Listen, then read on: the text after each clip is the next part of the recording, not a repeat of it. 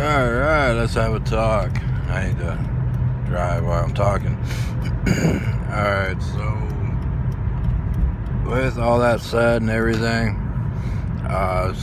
try to figure out what the difference was between a few things, but if you go down and get yourself roughly, after you get your tank load of fuel, whether gas, go down to Sheets, get some ethanol and fill your vehicle, you won't have a problem.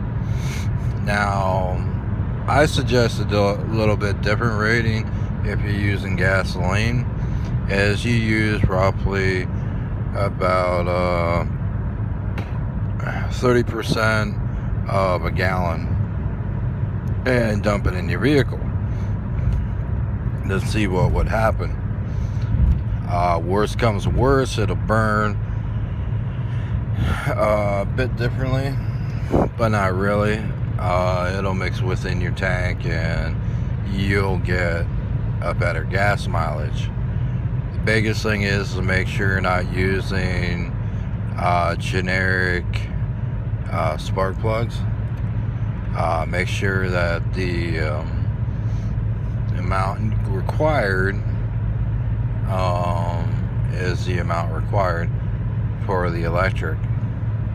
I prefer glow plugs, and everyone laughs every time I say this, but they have a higher and better efficiency rating than technically spark plugs, which is and has been always interesting on cars where no one can figure it out. But anyway, that's kind of what's new today. So if you're going to burn ethanol in your BMW 325xi, you're going to need to burn it at a larger spark plug rate. And that's just out of common sense. Someone was asking me how I got away with burning water in a vehicle.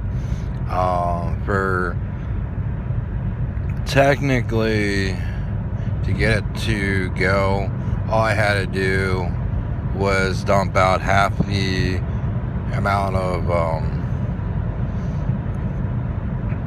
gasoline out of it, because it had gasoline and whatnot, and dump in mainly 2 to 3 gallons of kerosene. It would stink all to high hell because it's not technically a fuel running kerosene. When I say fuel running, it's not really formulated for an engine. The ethanol at Sheets is technically formulated for an engine in a roundabout way. So if you want to take your car down and play around a little bit, one, you're going to need to check your spark plugs, make sure you got a good set of spark plugs, some high powered spark plugs. Some say you might need an electric voltage meter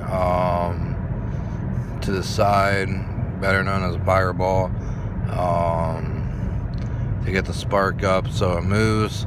You can run up to roughly a half a gallon of ethanol in these cars. It's not gonna hurt it, it's not gonna kill it. So if anything, it'll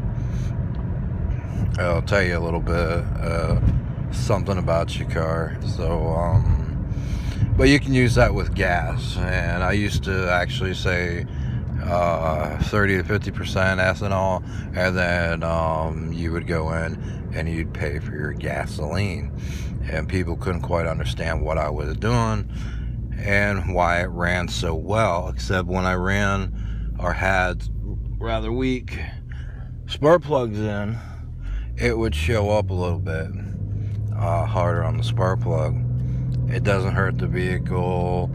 It doesn't do a lot of this. Like, I've seen some porcelain spark plugs melted, and it's like, if it got to that temperature to melt porcelain 500 degrees, then the atmospherics in a car, in a way of saying, non-atmospherics would be hellacious in the sense of trying to get it to where it needs to be.